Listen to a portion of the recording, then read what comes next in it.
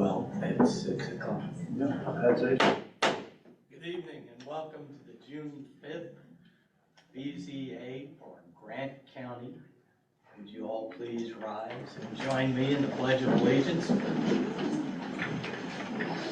I pledge allegiance to the flag of the United States of America and to the republic for which it stands, one nation, under God, indivisible, with liberty and justice for all.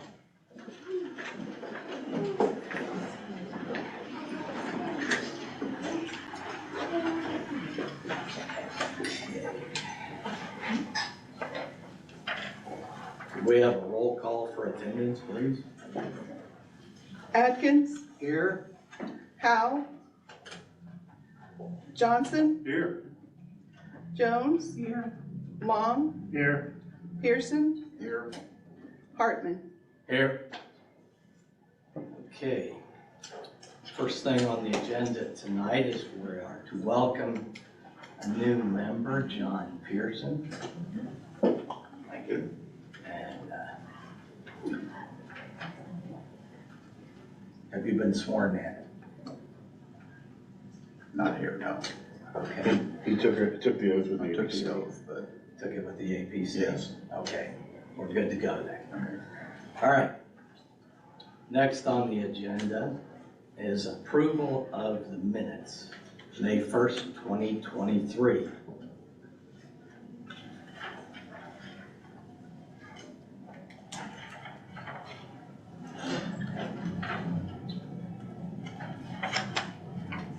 Do we have any corrections or revisions to the minutes?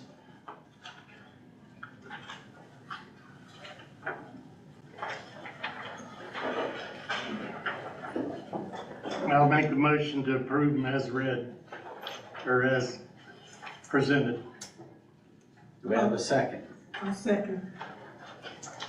Do we have any discussion of the motion?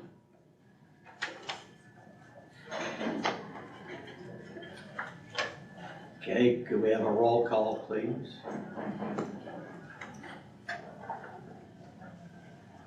Atkins, Yes. Johnson, Abstain. Jones, Yes. Long, Yes. Pearson, Abstain. Hartman. Yes.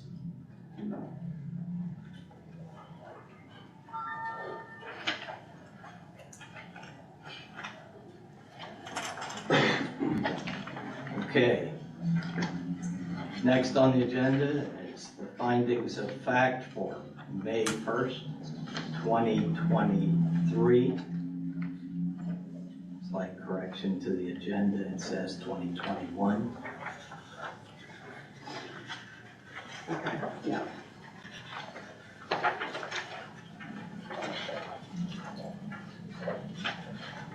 There are none.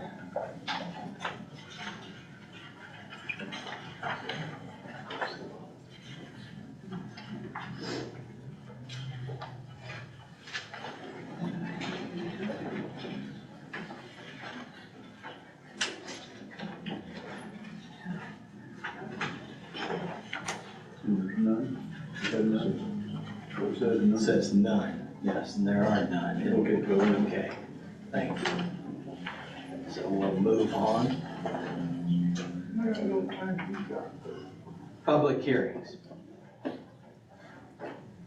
Docket 7.1.1, Daniel Young Kingdom Event Center, to allow an event center in residential suburban zone district.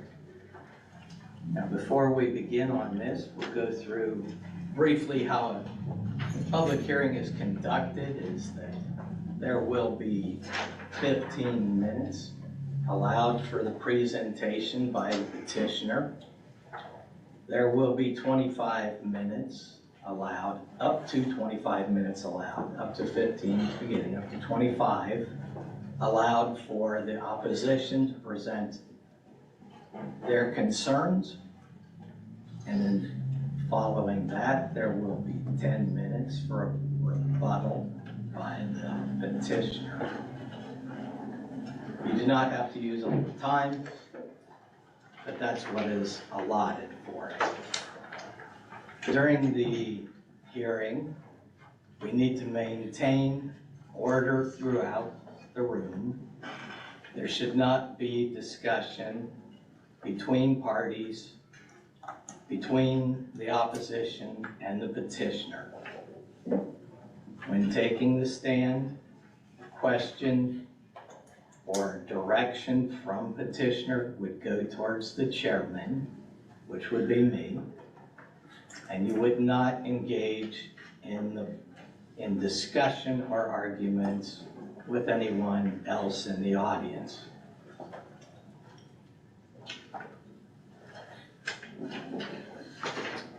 That said, Mr. Malat, would you introduce this petition? Yes. This is BZA docket 03SP-23. Hearing date is tonight. The petitioner is Kingdom Event Center, Dan Young. The petition is to allow an event center in an RS, Residential Suburban Zone District.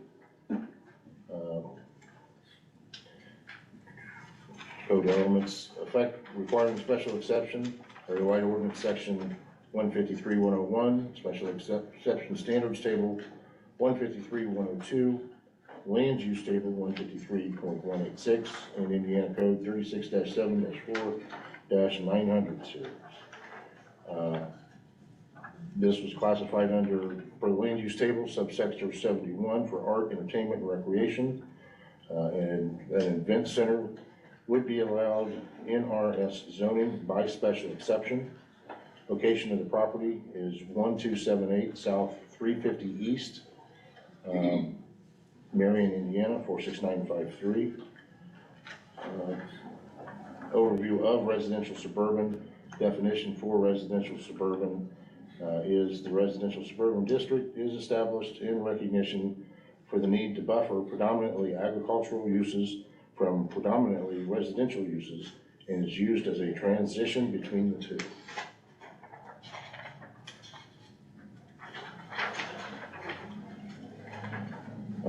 For the most part, the questionnaire that is filled out is what the applicant said. I just used the applicant. I believe you guys have packets that have, he put together a packet with a lot of pictures of the area and so forth. Some of the things, do you want me to go forward with my staff? You mean like, sure, staff, including staff recommendation. Some of the things staff noted, although this is a change in use, the CDR, or the commercial design release, was not required by the state. The building was built to standards for a school/classrooms originally, generally with stricter requirements. The remodel permit was originally obtained for interior cosmetics. The building has been a commercial building, class 1 structure since it was built.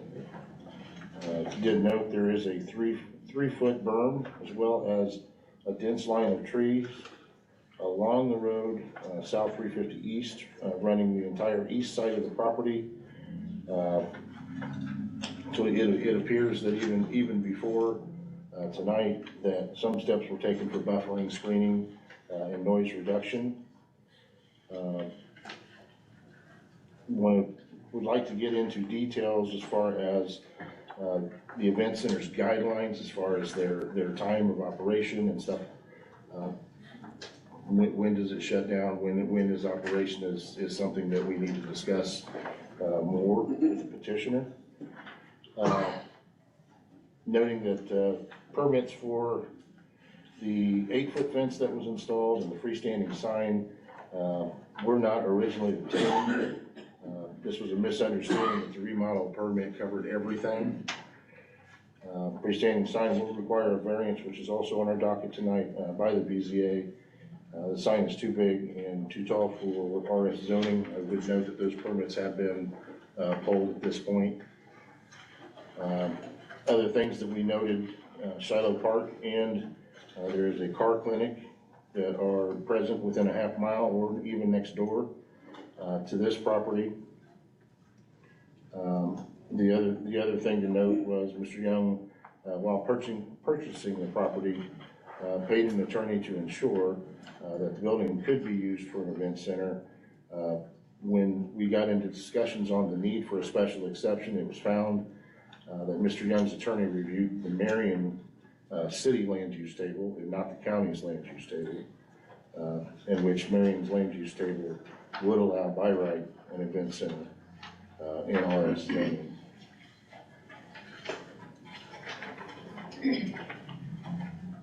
Both overall, in going out and looking, they are aware that they've got the horse, the wagon well ahead of the horse as far as permitting.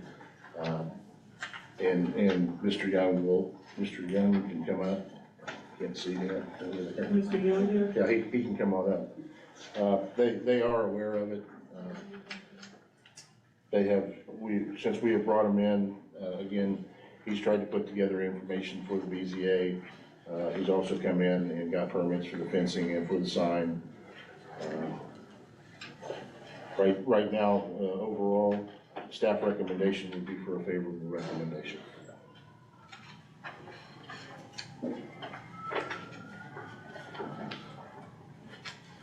If you would sign in there, Absolutely. and then give us your name.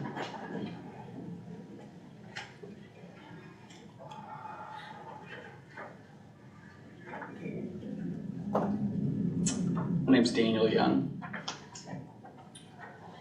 All right, if you would tell us a little bit about what you'd like to do. Sure. So my name's Daniel Young. My business partner is Pastor Todd Dalton. I've been a part of the community. I chose to live here and move here in 2006. I started a local roofing business, Kingdom Roofing Systems, in 2011. We have 6 offices throughout Indiana. Corporate headquarters is here in Marion, and I've intentionally chose to serve this community because I'm passionate about it. So my friends and family are here, and I love the community. My business partner has been a pastor in Grant County for 25 years. His father's been a pastor for, I believe, 40 years. I'm surrounded by a group of people who love and are passionate about this community. We've given and sacrificed a lot to serve. What we saw was basically everybody here lives right in the vicinity. This was a 200-acre property that was owned and parceled off. We had been doing ministry there, running a foster care home, and the nonprofit parceled it off and sold each individual property there. I bought a farm field. Everybody who was doing ministry and doing foster care bought the house that they lived in, remodeled it. There was one piece of property that was left, and it was the school building that was built in 1999, and it was falling apart. It had been sitting empty for almost 5 years. It had a flood from a busted pipe, and it wasn't being cared for by the land or by the owner. And so in January of 2022, we purchased the property. Before I go forward, first I want to say I want to apologize because I've made a mistake, and I have to own that. I did due diligence, but obviously not enough, and we made a mistake. And so all I can do is what I can do to make that right. I take compliance serious. As a roofing contractor, we deal with compliance every day. I have a full-time staff member that deals with permitting for a living. We know roofing, siding, and gutters really, really well. I would say that we're experts in it, but I'm not experts in all areas of code and zoning and all those things. So I first want to apologize to the board and my local community members for making that mistake. I did send it to an attorney, which I believe you guys have a copy of that, and if you need it, I can provide it to you, but we reviewed it. We together reviewed the wrong table and found out that a permitted use for the city would be a recreational facility. But that's not in the county's table, and so I have to own that myself. We bought the building. It was in pretty poor condition, built in 1999 or 98 maybe, and it had never really been remodeled or updated at all. The lawn wasn't being well taken care of. It needed a lot of help. I live next door to it. My home is less than 500 feet. I'm the closest home outside of Megan to the building. And we saw a building that was falling apart in our neighborhood. This building and 5 houses right next to it, all within a few hundred feet of each other. We were concerned about what might happen to the building, the safety of our children. You know, as they run around, anybody could break in, whatever. So we bought the building under 100% assumption that we had the right to have an event center, pulled a permit, began construction. I had no idea that we were out of compliance until I got a phone call from Mr. Malat saying that we needed to talk. That was a few months ago. I've invested my life savings. Every dollar I've made from my roofing company over the last 15 years has been invested in this building for a future for my family, my business partner's family, his children and grandchildren.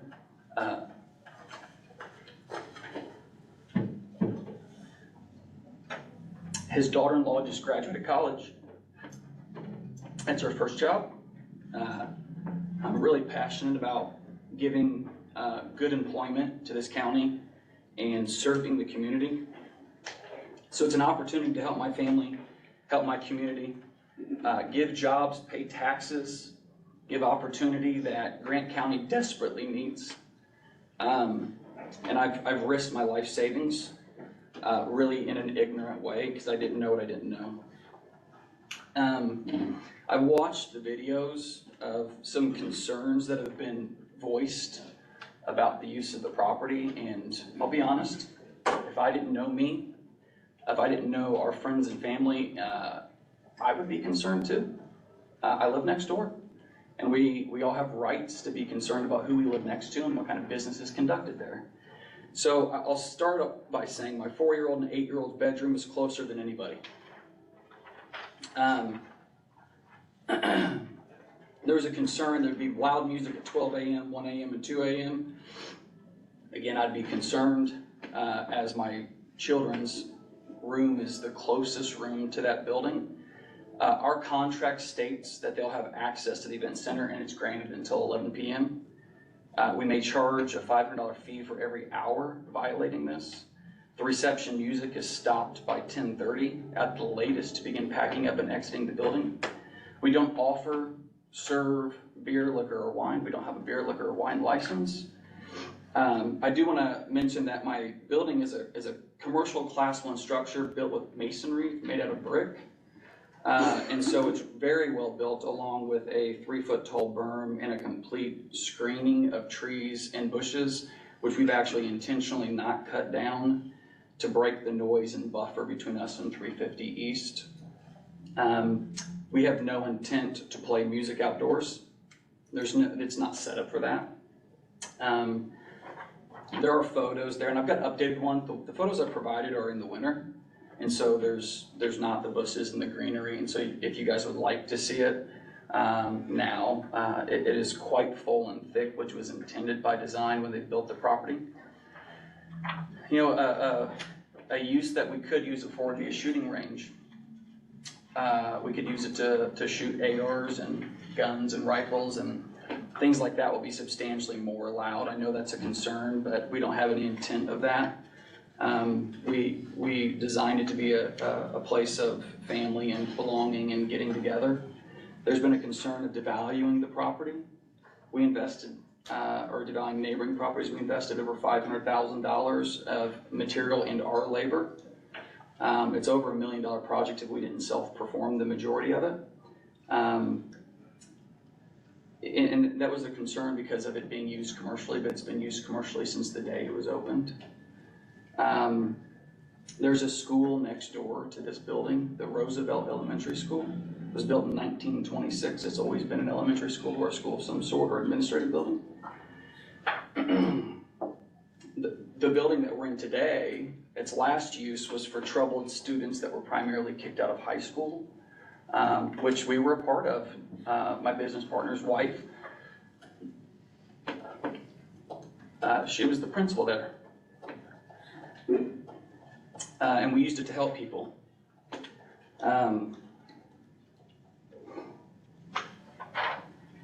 In proximity, the Roosevelt School is 995 feet away. The surrounding property is nothing but farms where tractors and implements are used multiple times a year, quite loud, dusty. Next door is 1,673 feet away is an auto servicing facility where they buy, resell, service, and maintain vehicles, tractor equipment, etc. Shiloh Park is 2,178 feet away, less than half of a mile. They are defined as a retreat and conference center according to their website. It has outdoor slides, outdoor music venue. It's an outdoor event center. They have indoor and outdoor both there. And they've been a blessing to our community. We also hold our own retreats from our church there.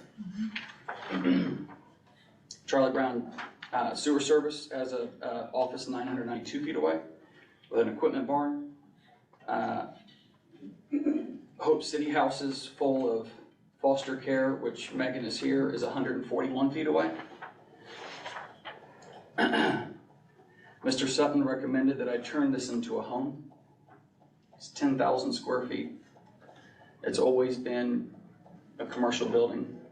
It doesn't have a kitchen, it doesn't have showers, it doesn't have living quarters, it doesn't have bedrooms, it doesn't have plumbing proper for it to be turned into a home. There's photos of the wide open floor plan, 5,600 square feet without walls.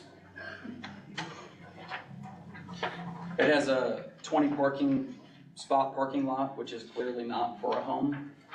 We've added since then 150 more parking spots.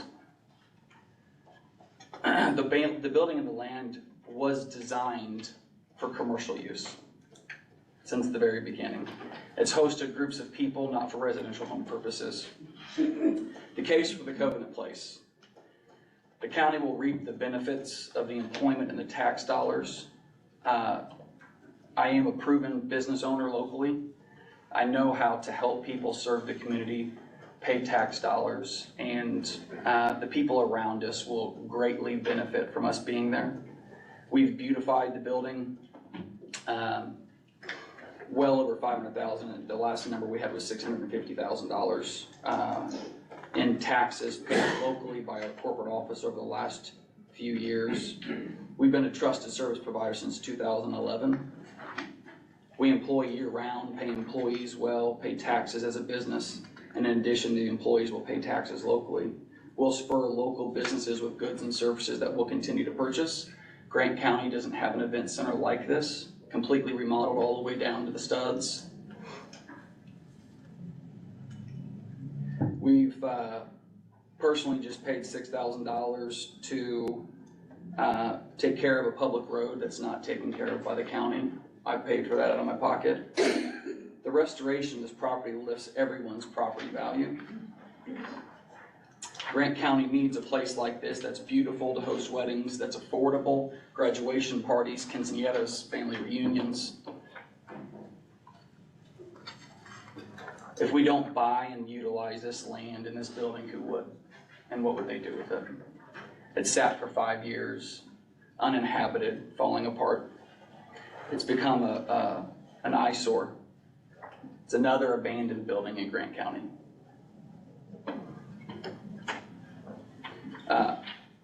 I'm gonna ask my business partner Todd to come up, and whatever time is left, allow him to just speak his heart about the sacrifice that he's made. He quit his job and hasn't worked for 15 months.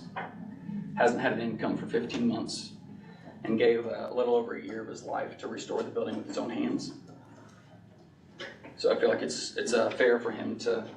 There is 2 minutes remaining. Thank you. And then they'll have 10 more minutes after the opposition has 25. Would be better just to wait. You can say a couple things if you like, a couple minutes, you can say quite a bit. Talk first. Talk first. All right. My name's Todd Dalton, born and raised Grant County. No, we'll get him at the end. Graduated from Lakeview Christian School. Married my wife. Today is our 24th anniversary. We can all go to dinner after and celebrate. No, it's been an honor to be a part of this. My wife's the principal at Eastbrook Community Schools.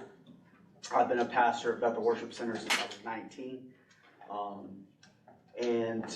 You know, the Covenant Place to us is not just a business, it's setting up. I'm very big about a legacy.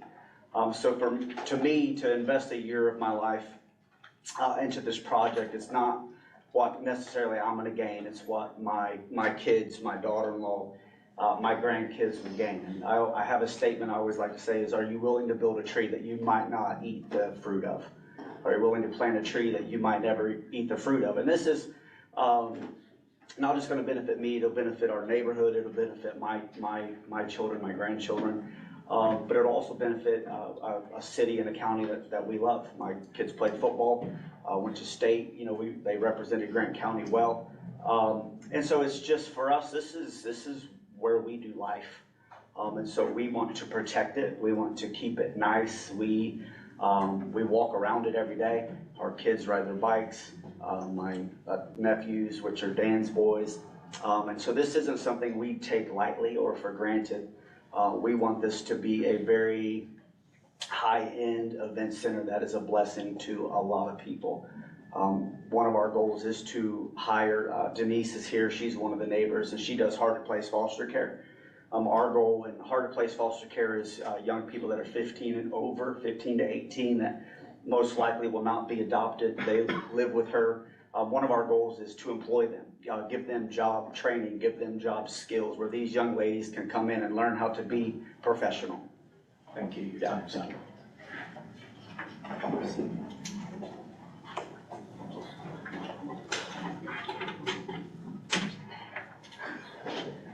Now we have 25 minutes, up to 25 minutes for the opposition to voice their concerns. If there's anyone here that would like to speak in opposition, please come to the podium. If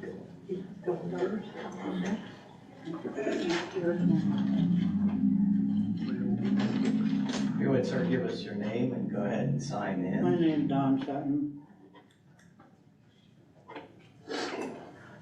I live right across the road from the proposed event center. I have a son who rents his house. He lives just outside Boise, Idaho. He rents a house in the middle of a pasture which is owned by his landlady, who's decided to sell it. So one of the proposed buyers of this land mailed all of the neighbors an invitation to a meeting at which they were all asked to give their feelings as to what might be best be done with this piece of property.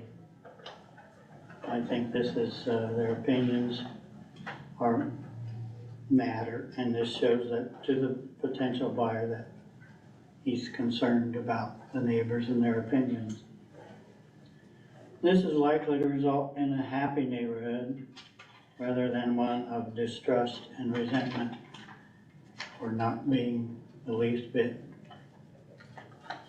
asked how our feelings were. And I'm not in favor of a party house right across the road from my home.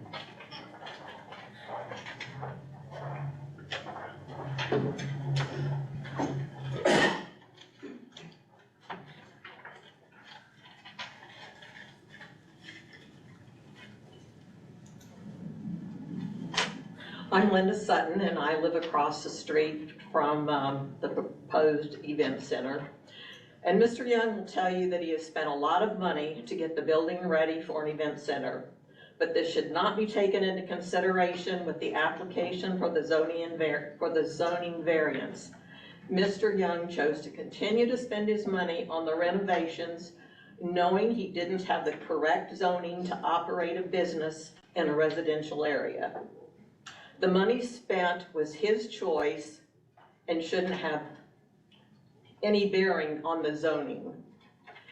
As a person who does construction, I'm hard pressed to think that Mr. Young didn't know you just don't start a business in your own backyard in a residential suburban area and not have the correct zoning for it. There are many different land designations, and I'm sure he is aware of this. The first that the neighbors across the street from the building knew of what he was going to do was when he placed the sign by the entrance to this little housing addition that's back there. My husband went over the end of last summer to talk to the workers that were working on this building and asked them if they knew what it was going to be, what was going on. And one of the workers said, no, they had no idea. They just did what they were told to do on the building. So far, I have yet to hear how this endeavor will benefit the residents of this area, maybe Grant County, whatever, but this area. We were here before Mr. Young moved into the area. It's farming, it's residential, and there's a sign posted on 350 East that says no large trucks because the road was not built for traffic. I do believe a business will increase the noise, traffic, and trash in this area. Mr. Young and the other homeowners back in the addition were able to purchase their homes and land under very favorable economic conditions from their church. There is already an event manager for this, Maddie Dalton, for the center. And this is telling me that Mr. Young has no regard for the affected neighbors and the legal zoning requirements to start this business. The zoning should have been the first concern with him in operating a business.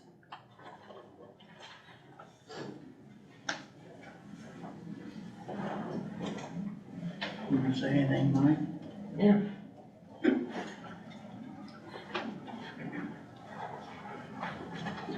My name is Mike Reed. I live across the street at an angle beside Don Sutton.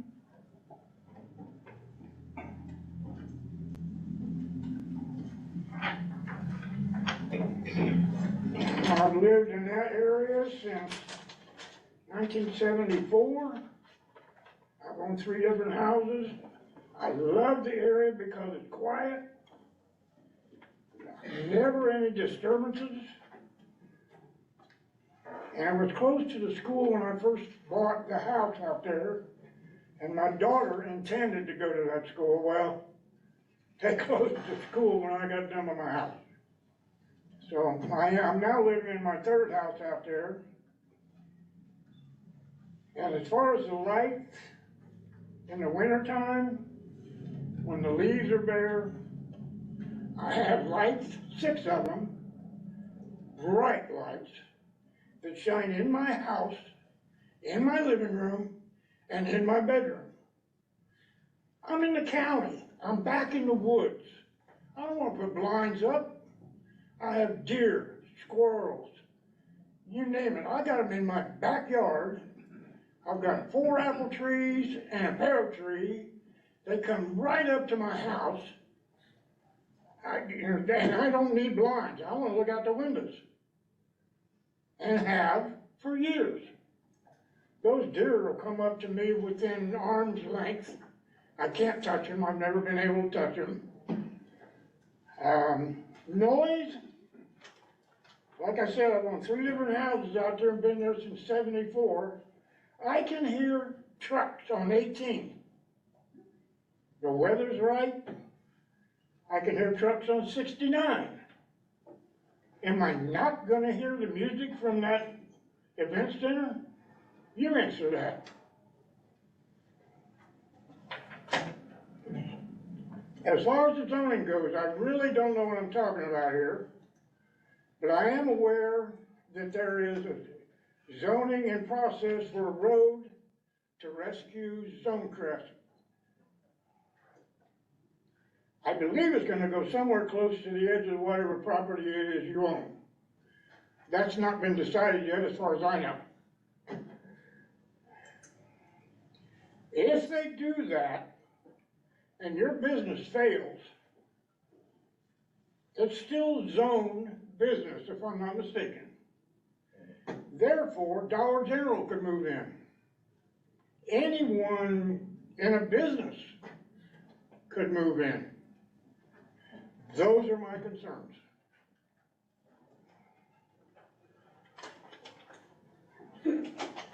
You want to answer? I think we do need to answer one question, in that this is application for a special exception to run an event center in RS. Now, it goes with the owner. If the owner leaves and sells the property, it reverts back to standard residential suburban. It is not assumed to be a business then in the future. If somebody wanted to run a different business there, they would have to apply for that. There is at least one business available in RS there, so it's not unheard of for a business to go into residential suburban. Just want to clarify that. It could be like a child's care center, and schools are allowed any place.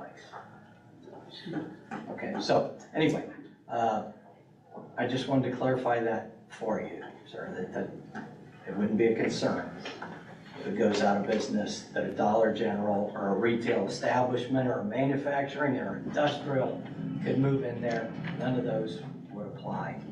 It would be back to standard RS. Now we'll turn to you folks for the last 10 minutes.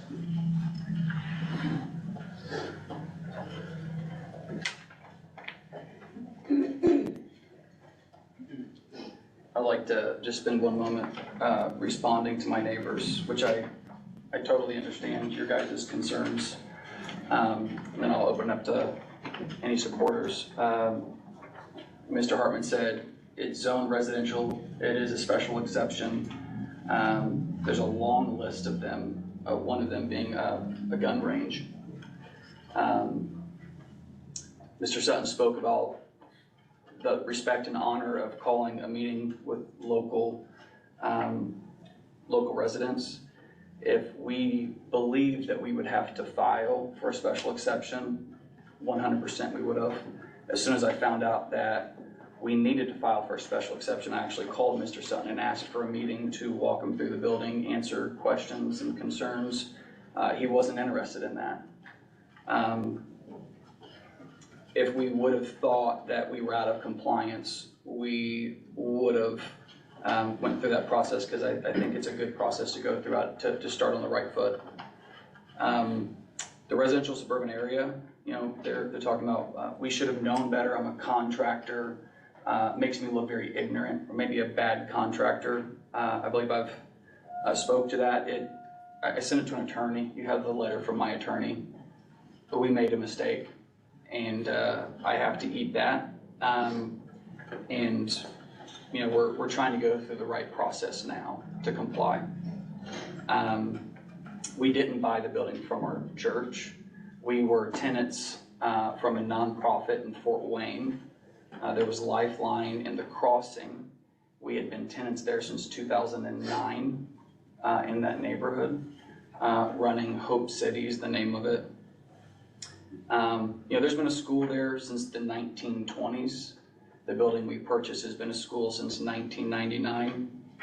I believe that the use case is extremely similar. It's just, are we going to have 150 kids or 150 adults and kids? I'll open it up to our side.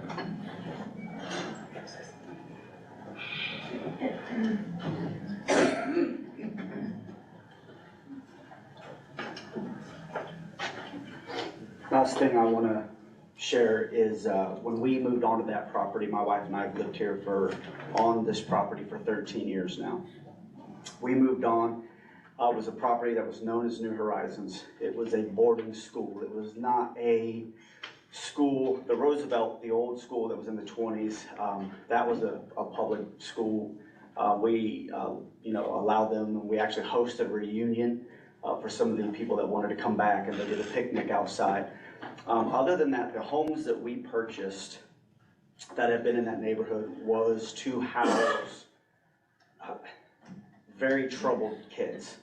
It wasn't a school for honor students. These kids came from all over America. There were locks on every knife drawer. They locked medication. There were phone booths that recorded conversations. This wasn't a property that was built for model young people. It was a place for troubled teens. Myself, having lived down the road when my kids were younger, picked up a runaway.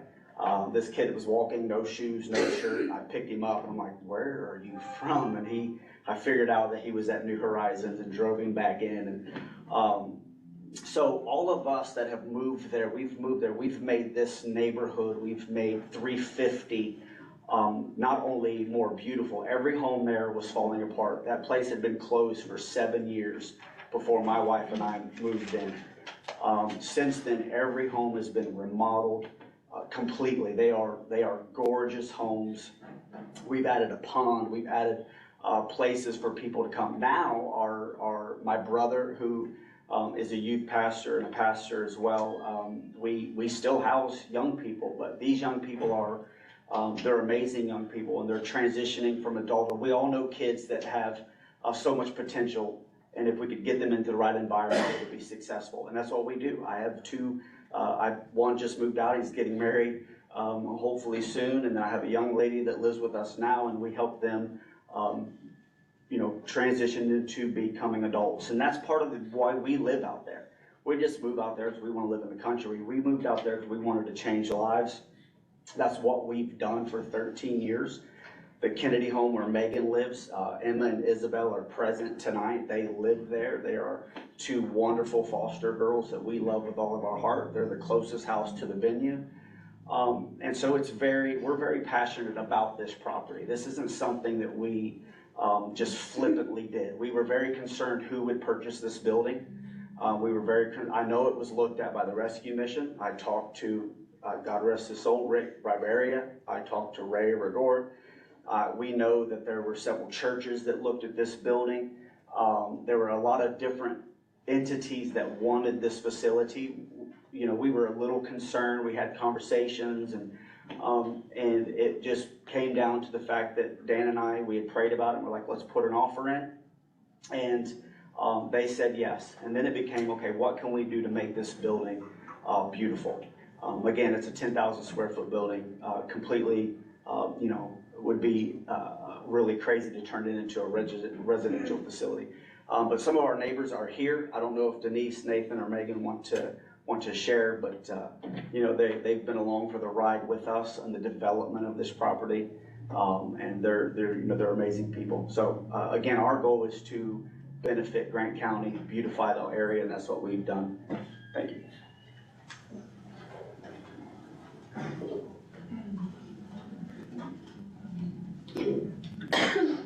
Good evening, everyone. I am Megan Scott, and I'm the closest residing neighbor to the property. And I just want to testify that these men and their families have changed our lives. And everything that they touch, they they've improved. And not just, you know, in a tangible sense of, yes, this is a building that was a blight, it was, you know, decrepit, it was entirely vacant, but now when you look at it, like, it is beautiful that there's been so much care that's been put into the process of improving it over the period of the last few months, and I feel just extraordinarily safe to be next door. And it's a pleasure to drive by and look and see at the wonderful neighborhood that they've been able to create. And I feel safe as a single young mother with my girls. I don't have any concerns that the kids aren't going to be able to sleep at night. I trust that they will be able to be well rested, and the appropriate policies are put in place for renters that are going to be able to use the facility. There will be protocol that will be followed and expected to be respected. And so I just want to testify that, like, everything that these men touch, they improve. And I believe that there's great value and benefit to be seen from the establishment of Covenant Place, but also just enforcing that, you know, this is going to have a generational impact of families that will come in, and it's just exciting to see wonderful things happening. I grew up in Wells County, Indiana. My family's from the Fort Wayne area, and 11 years ago, I chose to make Marion home, and I love to be here. It's a privilege to be here, and I have a wonderful family that I moved away from to get to be able to be here with them, and I know that they're so proud to see all the hard work that these men have put into making this property an extraordinary place. And so I would just urge you to trust the benefits that this would be able to offer. So.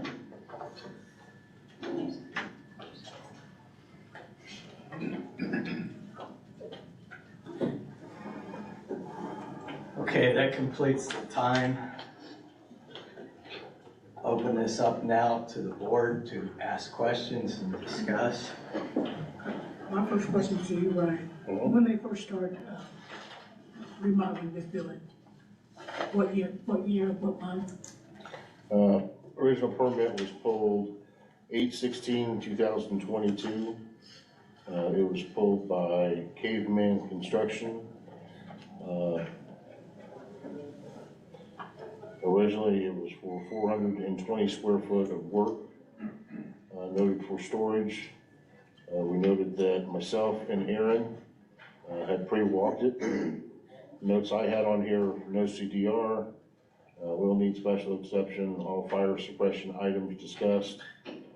That was on 8/17. Aaron went back to do inspections on November 22nd, 2022. And he noted fire caulk, electric, framing, plumbing, okay, to drywall, both rooms. Had the neighbors been notified when he first started that he was gonna have a facility? You said he started out as not the. On normal building permits, we wouldn't Right. send anything out. Okay. But, I mean, we would post a permit okay. to say, hey, there is a building permit to it. So did he have that during that time? Yeah, as of 8/16/2022, they had a building permit to do an interior remodel on 420 square foot of space inside the building. Okay, so when does it come to be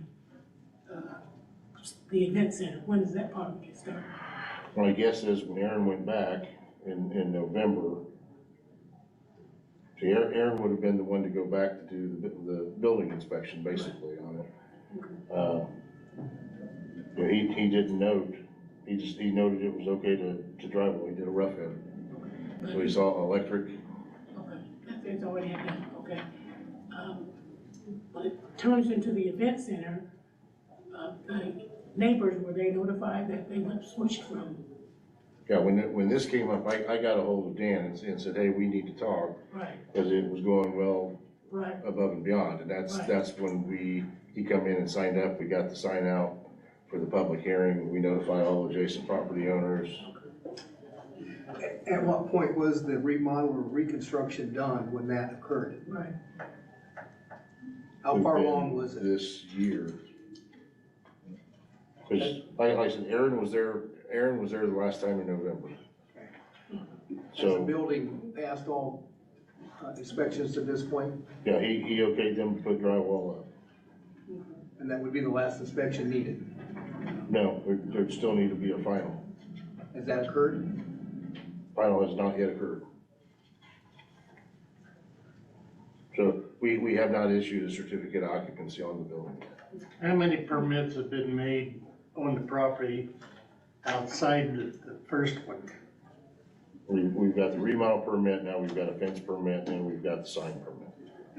Can I add one thing? There was also a roofing permit that we pulled and was completed.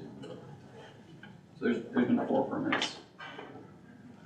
I believe the roofing permit was the first permit that my office pulled. What's the maximum capacity of the building as it is today? I believe the math is about 300. So will you still be a 501c3? No, sir, it's a for-profit. It's for profit. It's an LLC. Yes, sir. Oh, there's one. And because of the name of the business, is that separate businesses? No, we're not doing this at the DBA? It's Kingdom Event Center, LLC, DBA, the Covenant Place. They're one entity in the same. Yes, ma'am. Is this you guys' first association with this structure, or this building, this site? Outside of his wife was the principal when it was the private school for the crossing. His wife was the principal at that time. Then when the crossing moved, the building stayed vacant for almost 5 years while it stood on the market for sale. And the company that owned it would have been.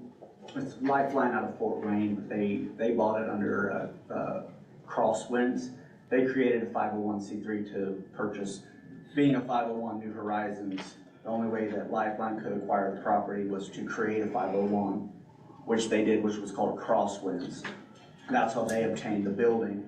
And then for them to be able to sell the property, they donated a portion of what was New Horizons to Hope City, which is a 501 where we do foster care.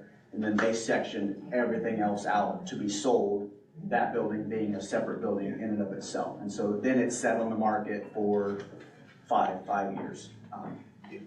Ryan, was it okay for that to take place under the current zoning? Whatever was going on with the New Horizon, was that? We were unaware of it. And with the school. We were unaware of it. We weren't in charge at that time. Should that have required a separate exception for that to take place? Yeah, because I'd have to get into, like I said, we. Is that what you're saying? For the private schools, is that what you're asking? Yes. Yeah, so it would have been, the school would have been. Okay. In RS. But again, it was something, the change, all the changing and stuff is something that we were unaware of. They weren't coming up saying, you know, hey, we sold the building and they're doing this. Unfortunately, we have that a lot out there. That a lot of the stuff that we're bringing forward are things that we ran into or discovered. did the Department of Transportation approve that road they put in? They would have done it for the subdivision part of it. It was an existing road. I paid to improve the road. It was an existing road. They changed the road name, the county changed the road name 2 years ago to Covenant Lane. It was a private drive, but they made it a county road when they put in the Crosswinds subdivision, I believe was the name of it. And county doesn't maintain it, do they? No, we would love that. But at this current time, no, we do. We maintain the road. Yeah, go ahead, Bill. The Suttons, how far do you live from this house? Right across the road. Not, give me feet, cross don't mean nothing to me. How many feet? I didn't measure, it's maybe Well, 300 feet, You're 300 feet from this building. yeah. No. I went out there. If you go across the street, he's probably about 50 to 70 feet, 75 feet from their house. Because it's like, here's the road, here's their house, here's the place. And he So says it's close. less than 100 then? Yeah, it's less than 100. I can pull it right Our now. quote for it, we just got trying to figure out meeting with Spectrum. We have to have over 300 feet of cable ran from 350 to our building. It's 135 yards according to Google Earth. Yards? Yards, so that's 500 feet, and there's a 3-foot tall berm with a total windscreen that you cannot see through. Yeah, In your package, you It have would that. be nice if you drive out and have a look. I was there. I've been there. I have questions about Brown Plumbing. They're in RS. How'd they get there? But that's not what we're working on. Charlie Brown. On 8/17, you mentioned there was a walkthrough. Who all was present? Aaron and myself. No owner representative? I can't remember. Okay, so there wasn't any discussion with the owner at that time? Generally, anytime that we have a remodel of that type, we do an initial walkthrough. It just so happens that Aaron and I were together that day. So this was initially on 8/16, 420 square feet for storage. When did it become changed to a total remodel permit? Somewhere in the middle. Like Somewhere Aaron between had went back and okayed it November 22nd, 2022. When we got into the sign in the event center is when we got talking about needing to get in here. Okay, did all members get the statement from the attorney to? I'm looking, write I haven't what? found it. And here's a copy of it.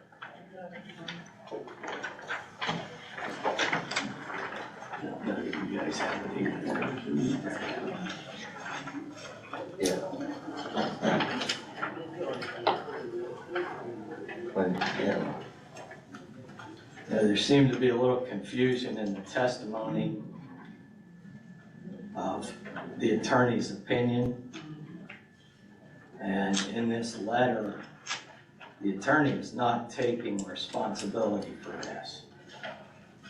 He makes it pretty clear that he did not make the decision and that the client felt that this was allowed in residential property, that this event center was considered allowed, not the attorney. I have to ask, Mr. Young, why would you take such a risk in making such a large investment without being sure that this was approved? You had an attorney. Why not have him research it and actually decide? Why did you go ahead without that? My opinion, and this is strictly my opinion, is I did send it to the attorney. He did review it. My opinion is I think he articulated it in this way because he's an attorney that probably doesn't want to say he was wrong. That's my assumption. It's been a year and a half, 2 years, but he's admitting here that he reviewed it with us and that we discussed it and that we made an offer based off of the belief system that it was allowed. And I think he's also saying that now that both sides, me and the attorney, know that we're wrong. We did believe it was allowed. Now we know differently. And so I think this is him covering himself personally. And if so, why not contact area plan and find out? And you're already getting a permit. So there's more to it than that too. So we hired a general contractor who's Caveman. He actually applied for the permit. We're the building owner who hired a general contractor. We weren't the ones that was performing the remodel on the inside of the building. So we were dependent on that contractor to ensure that they were within compliance.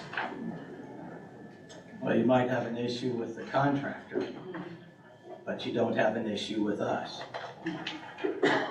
This puts us in a difficult position in that it's quite a bit at stake here. either for you or for a property owner who feels that his property is being devalued.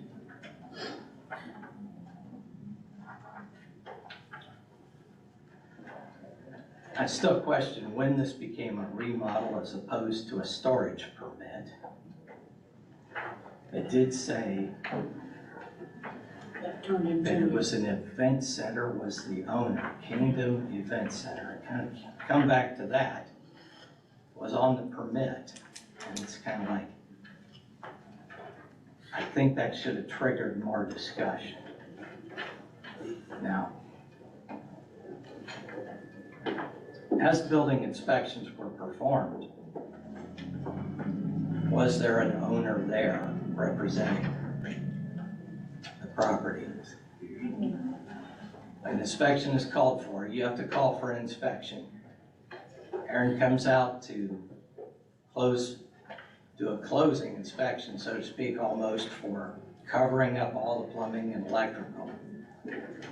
You had to call for that inspection. Was there a representative there? I'm assuming that was done by the contractor. Someone would have had to let them in. Yeah, I mean, the building was locked, so I'm assuming it would have been the general contractor, but it's been, yeah, 8-9 months.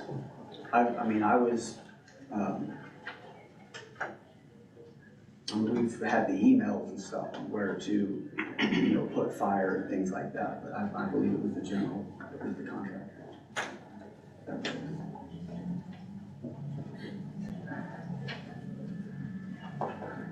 It seems like there's been enough interaction along the way with a roofing permit, a storage permit, a remodel permit. But somehow we got to this place where now we're just asking for a special exception and the property's almost done.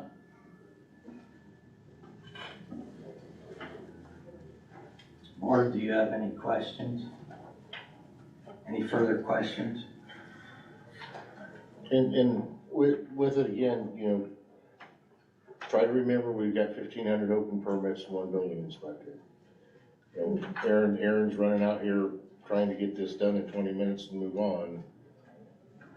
Aaron probably could have said, hey, this is more than what we saw to begin with. I mean, that's very possible. But my issue is the fact is that, he owns a business. He automatically knows that you need permits. That's And not, they got a that's permit. not the contractor's job, that's his job. And even if the contractor does get him, he at least asks the contractor, what do you have, what's going on here, what are you doing, what's going on, have we been inspected? You can't bypass all of that and say, that's the contractor's job. We fight it every day. Yeah. We spend half a year going back with things that we haven't seen in a year, trying to catch back up, putting friendly reminders out because no one's called us for inspections. I mean, it's what we've done. Our job as the BZA is to enforce the laws for zoning. And that's what we intended.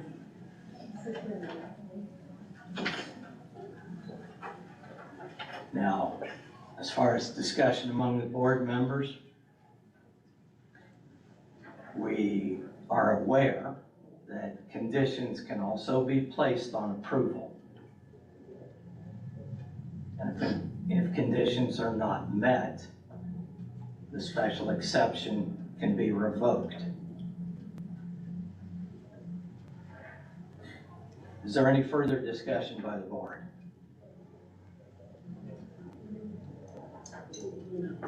I just feel like we might ought to put some further stipulations on that until we find exactly, what's going on here. So you're saying a temporary spatial exception with the deadline of such and such to make sure everything's done, cleaned up, and finished? Well, conditions can also be conditions of operation, such as sound level, Yeah. across the road or at the property. Hours that it is open, And I have one more. etc. Yes. Who's gonna enforce those hours of operations or when they're supposed to shut down for the music? Is there somebody there that's gonna be the, We will have an on-staff to take care of person. that? We'll have an on-staff person there from the time they occupy the building until they leave at 11. We will have a staff member of Covenant Place will be represented. Mr. Young did give us a parameter of what it was, what he's gonna shut down. No loud music at 10:30, shut down, is that right? Correct. So, we do have some outline here. So, we can make an outline right here. Yeah. And then see if they'll accept it. And then do the spatial exception. But also let them, Well, and if they don't, and if it gets loud like Ed says, then the law will go down and shut them down. And then they lose their spatial exception. That's how that works. we wanna think about the neighbors too. Well, that's why I was asking how far away he was. That's why I wanted to know. If it's gonna be inside, it's gonna be tough. If it's outside recreation, you're gonna hear them. You're just gonna hear them. You're that close. So, I would ask, Mr. Chair, Kyle, as far as our countywide noise ordinance, how would it affect conditions? Can they put greater conditions? Well, for the special exception, I assume they could, they could accept the ordinance just because it applies to that one property, just dealing with this exception. So, off the top of my head, I would say that is up to the board if they want to apply. Now, you may know the decibel level in the county ordinance off your head, I don't. My point being, for a weekend, the cutoff time is like 11 o'clock. They say they're cutting off at 10:30.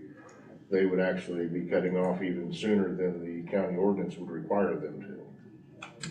I would say the board would be able to, but they are granting their request for an exception, for variance, so I think, that would be part of it. Who's gonna control your sound system? It would be our own staff. I mean, so there'd be, if there was music, it's gonna be a professional DJ, and then we'd have staff on site. So we have full paid staff the entire time, from the time we open to close the doors. And the parameters that we've provided in our contract are not to exceed. And so 10:30 isn't necessarily the cutoff, it's the latest cutoff, and there's financial penalties plus staff on site to enforce them. And like I said earlier, I'm just as concerned as they are. My 4-year-old sleeps closer to that building than Mr. Sutton does. His concern is valid. And I fully am prepared to enforce it myself for not only my neighbors, but for my own home and Megan's home with the girls. So this isn't a business that we live away from. We all see this building with our eyes every day when we wake up. We're all right there. This is all the neighbors, this is our neighborhood. So we don't have a copy of the contract, do we? Well, we can make our own conditions in a motion that we pass. I've got your noise ordinance. Yes. Your daily from Sunday evening through Friday morning is from 11 p.m. to 7 a.m. And then daily from Friday through Sunday is 11:30 p.m. through 9 a.m. And that is,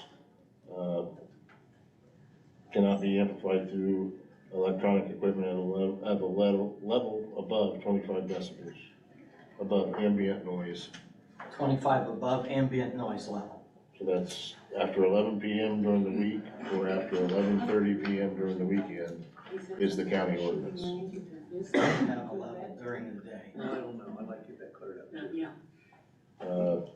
The limit here is, which exceeds 75 decibels for more than 2 minutes per hour. It is pretty high. Okay. Does everybody understand what ambient noise level is? That's, you take an average of the sound with no event occurring. It might be sound from a nearby highway, might be any other sound in the area. You take that average, that's your ambient level. And then 25 above that. Now, 75 is pretty high level.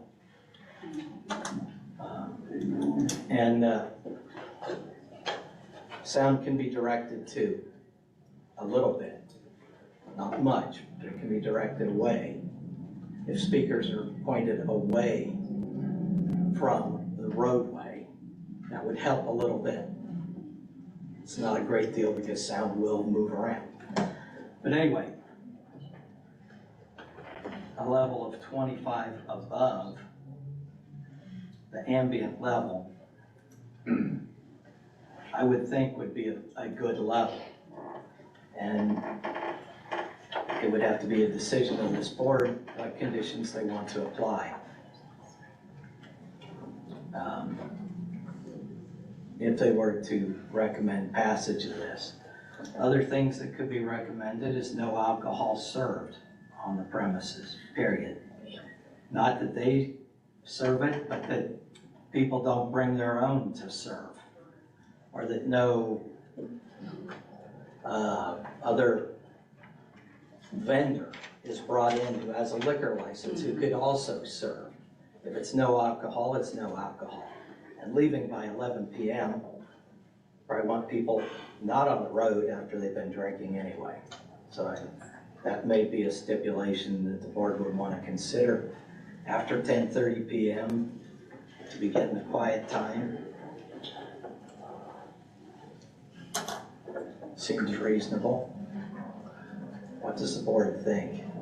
Now, we're just giving the sound time for the music. Now, what if they said something about a shooting range in the near future? What are we? Those are allowed, Okay. allowed uses in RS.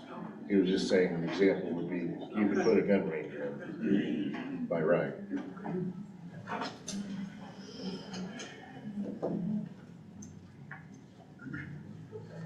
Again, 150 lots or parking places you're gonna have, from 20 to 30, you're gonna go up to 150? It's already done. Sorry. We've discussed it, he does have handicap parking spaces out there also. Okay. I didn't think there were that many, but okay. It's an Okay. estimated. Okay. Yeah, I mean, it's gravel. Okay. I mean, it might be 100. Okay. I didn't think it was that much, but okay, Yeah, you could be right, I'm guessing. Okay.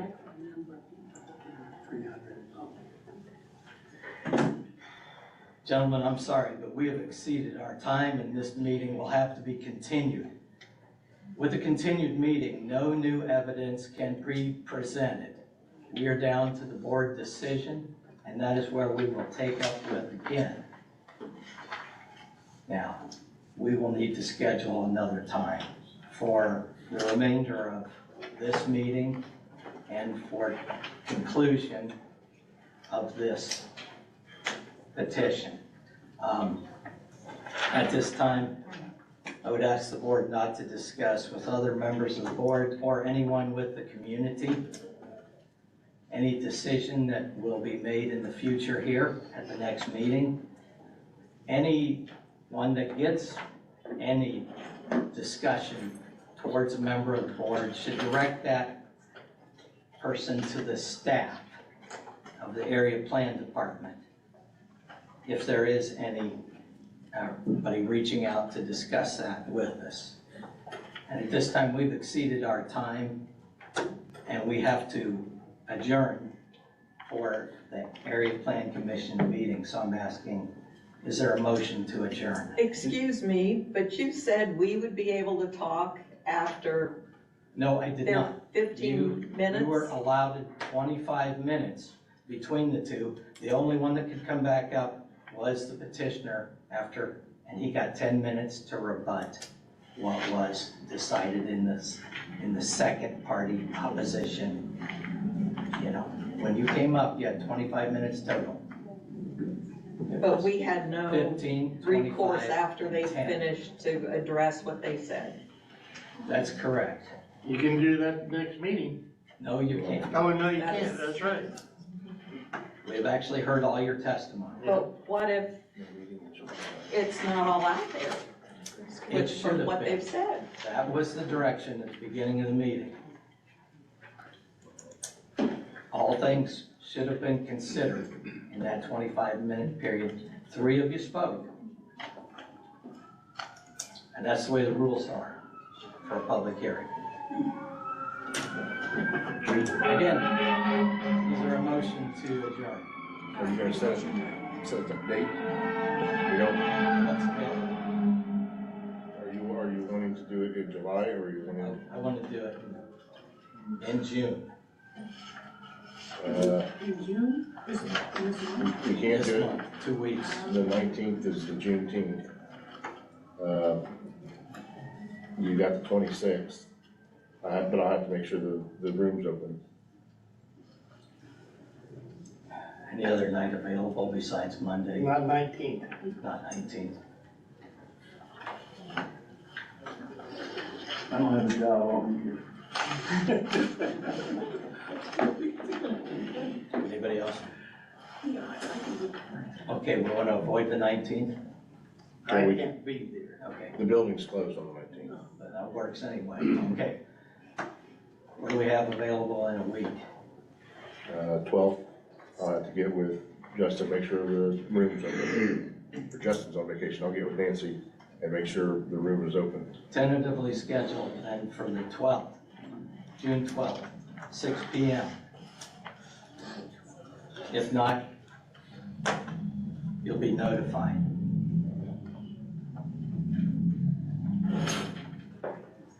Is there a party that would like to be notified by the petitioner? Who can we notify? You? Yes, sir. Danielle. Don Sutton, do you want to be the party notified for the opposition? Yes. Okay. Don Sutton. Okay, those people will be notified, contact them if there is any change necessary. And of course, all board members. All legal, they'll have to republish. Yeah, you'd have to republish. That was my concern. But you've got 48 hours, you can easily do it. Yeah. Okay. Okay, re-advertise. And you should know exactly by then. Do we have a motion to adjourn? I think Lois made that motion. Yeah. Do we have a second? I'll second it. All in favor, say aye. Aye. Thank you and good evening.